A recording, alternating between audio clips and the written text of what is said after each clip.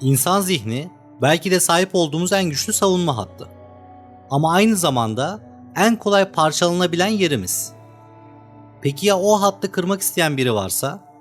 Bir hükümet kendi vatandaşlarının akıllarını bir savaş alanı haline getirmeye karar verdiyse? Bu bir deney değil. Bir tür istila. Bu bir komplo teorisi değil. Bu belgelerle sabit bir gerçek. 20. yüzyılın en karanlık zihin savaşlarından biri. Kod adı MK Ultra. Soğuk savaş gölgeleri uzarken CIA görünmeyen bir cephe açtı. İnsan aklı. Bu aksiyon filmlerindeki gibi bir casus hikayesi değildi. Bu çok daha kirliydi. Çok daha sessiz ve çok daha gerçekçi. LSD, hipnoz, elektroşok. Duysal yoksunluk odaları. Ve hepsinin tek bir amacı vardı. Zihni sıfırlamak. Sonra da yeniden programlamak. Kobaylar mı? Ajanlar, askerler ama çoğu zaman sıradan insanlar. Ne yaşadıklarını bilmiyorlardı ve neden yaşadıklarını asla öğrenemediler. Bugün sadece gizli bir projenin değil, bilimin insan onurunu nerede kaybettiğini izini süreceğiz. Ve bu karanlık hala tozlu klasörlerin içinde cevap bekliyor. Hazırsanız perde açılıyor. Ve bu sahnede yalnızca deneyler değil, insanlığın vicdanı da var. Her şey bir korkuyla başladı. Ama bu sıradan bir korku değildi. Görünmeyeni kontrol etme takıntısının büyüyüp paranoya dönüştüğü bir çağdı bu. 1950'ler dünya yalnızca haritalarda değil, fikirlerde de ikiye bölünmüştü.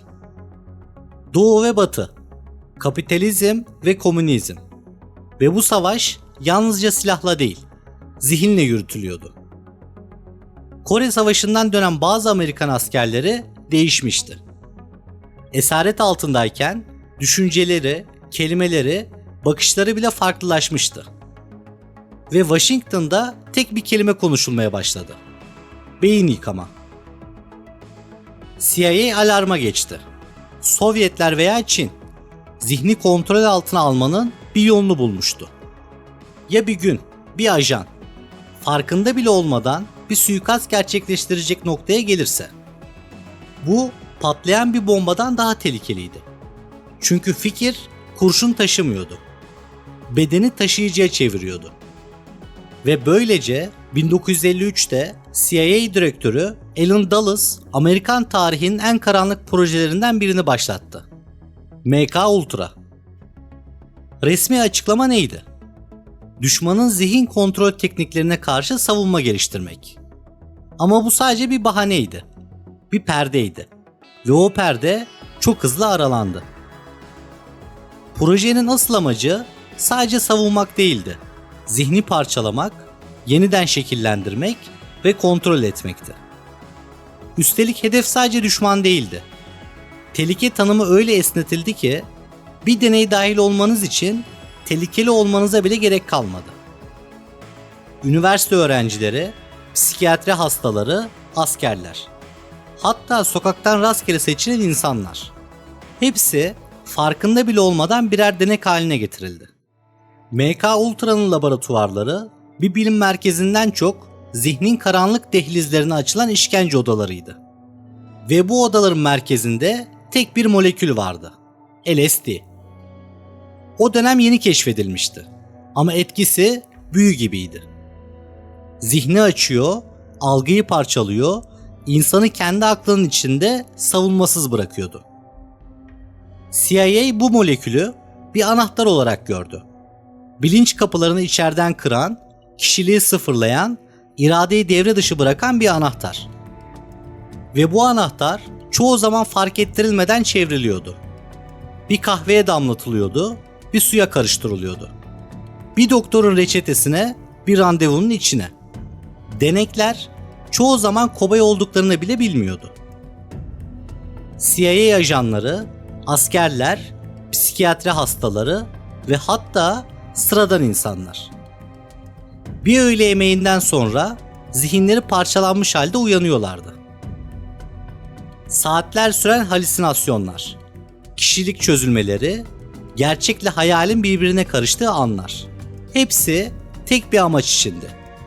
Zihni kırmak ve sonra yeniden şekillendirmek. Ama LSD sadece ilk adımdı. Gerisi daha da karanlıktı. Hipnoz seansları kişiye kendi anılarını inkar ettirmek için. Duyusal yoksunluk odaları, günlerce karanlıkta ve sessizlikte tutulan denekler.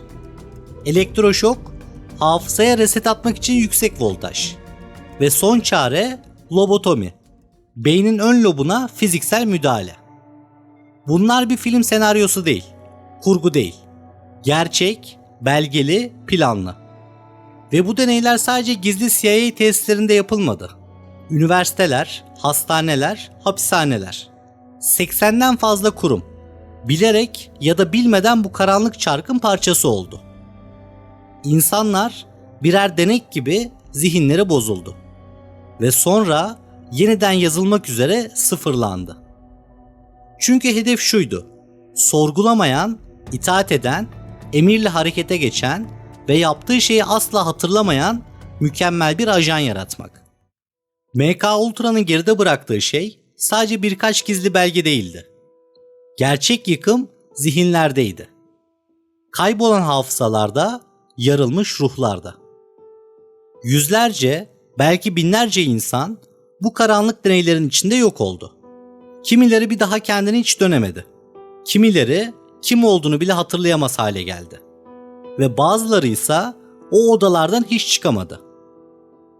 En çok konuşulan hikaye Doktor Frank Olson'a ait. Amerika ordusunda çalışan bir bilim insanıydı. CIA adına projelerde yer alıyordu.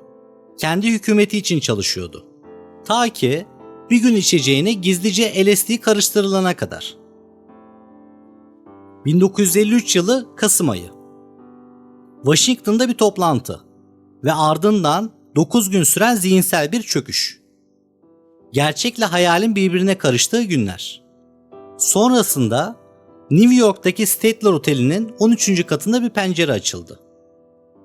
Ve Frank Olson ya atladı ya da atıldı.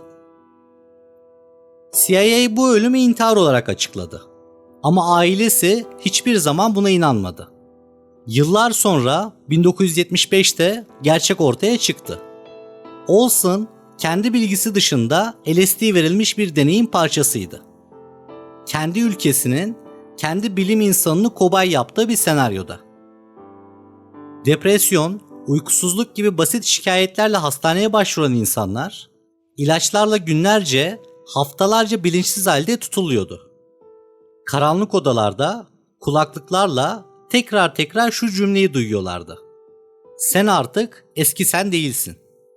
Sen artık yeni birisin. Amaç hafızayı silmekti. Sonra o boşluğu yeniden doldurmak. Tıpkı bir disketi formatlamak gibi. Peki sonuç tam anlamıyla bir felaketti. Bazı insanlar çocuklarını tanıyamaz hale geldi. Bazıları konuşmayı unuttu. Kimi bir kapıyı nasıl açacağını bile hatırlayamadı. Artık onlar sadece yaşayan hayaletlerdi. Bedenleri burada ama ruhları laboratuvarların içinde parçalanmıştı. Bu bilim değildi. Bu insan zihnine yapılan sistematik bir saldırıydı. Ve o saldırı asla tamir edilemedi. 20 yıl boyunca MK Ultra tamamen gölgelerde yaşadı. Belgeler yakıldı, izler silindi. Tanıklar susturuldu. Ama hiçbir sır sonsuza kadar gizli kalmaz.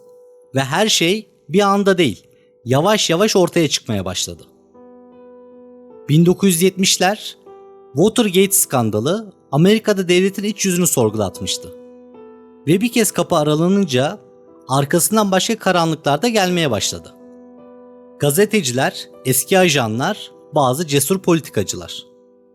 CIA'in perde arkasında neler çevirdiğini araştırmaya başladı. Ve ortaya çıkan şey sadece gizli bir proje değildi. Bu Amerika tarihinin en karanlık sayfalarından biriydi. MK Ultra. 1975 yılında Senatör Frank Church başkanlığında bir özel komisyon kuruldu. Church Komisyonu. Görevleri çok netti. CIA'nin yasa dışı operasyonlarını ortaya çıkarmak. Ancak daha en başta dev bir engelle karşılaştılar.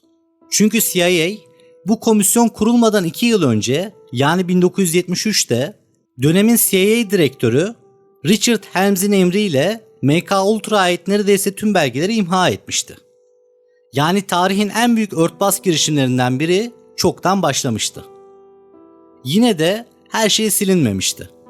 Bir köşede unutulmuş birkaç kutu. Bazı harcama kayıtları, imzalar, dağıtılmamış belgeler. Ve işte o parçalar bütün oyunu değiştirdi. Gazeteler patladı. CIA kendi halkı üzerinde zihin kontrolü uyguladı. Amerikan halkı adeta donup kaldı. Yıllardır komplo teorisi diye geçiştirilen ne varsa gerçekti. Belgeli, planlı ve organize. Güven çöktü. Devletin itibarı parçalandı ve MKUltra sadece geçmişte kalmış bir proje değil, devletin halkına karşı nasıl bir silah haline gelebileceğinin en açık örneğine dönüştü. Evet, davalar açıldı. Bazı mağdurlara küçük tazminatlar verildi. Ama ne bir çek, ne bir özür, ne de bir belge. Çalınan bir zihni geri getiremedi. Zihin bir kez kırıldığında bir daha asla eskisi gibi olmaz. Bir devletin bilim adı altında insan zihnini nasıl bir savaş alanına çevirdiğine tanıklık ettik. MKUltra bir proje değildi sadece. Bu, insan onurunun yok sayıldığı, etik sınırların silindiği karanlık bir dönemin kod adıydı. Resmi kayıtlara göre bu proje 1973'te sona erdi. Ama geriye ne kaldı biliyor musunuz? Binlerce kırık zihin, parçalanmış hayatlar ve belki de hiç kapanmayacak bir güven yarası. O günün LSD'si, hipnozu, elektroşoku. Bugün ilkel gibi görünebilir. Ama artık çok daha fazlası var. Nörobilim var, yapay zeka var. Beyin dalgalarını okuyabilen sistemler. Davranışlarımızı tahmin eden algoritmalar. Peki ya bu çağın MKUltra'sı varsa? Daha şık, daha iz bırakmayan, hatta gönüllü gibi görünen. Onu nasıl tanırız? Ve biz fark etmeden onun bir parçası olmuşsak bunu nasıl anlarız? MKUltra geçmişte kalmış bir dosya değil sadece. Bugünün en önemli sorusu. Yarının en büyük tehdidi olabilir. Ama bu cevaplar belgelerde yazmıyor. Çoğu zaman görmek istemediğimiz yerlerde saklanıyor. Zihnimizin kıyısında. Bir fikirde ve bazen kendi elimizle açtığımız bir dijital pencerede. Çünkü zihin insanın son kalesidir. Ama o kalenin kapılarını biz açıyorsak içeri giren her şey işgal sayılmaz. Abone ol. Çünkü bu kanalda sadece tarihte olanı değil, tarihin bize hala sorduğu soruları birlikte arıyoruz. Ve bazı cevaplar en çok sessiz kaldığımızda yankılanır.